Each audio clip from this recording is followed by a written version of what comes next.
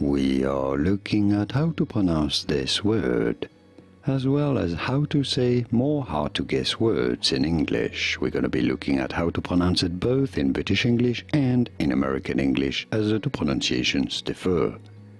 In British English, this is normally pronounced as calf. The L is silent, so do not worry about it.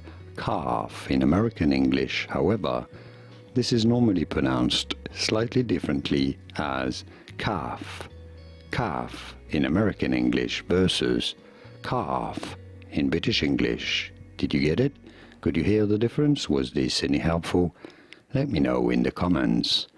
Here are more videos on how to pronounce more words in English whose pronunciations aren't exactly always obvious. I'll see you there to learn more.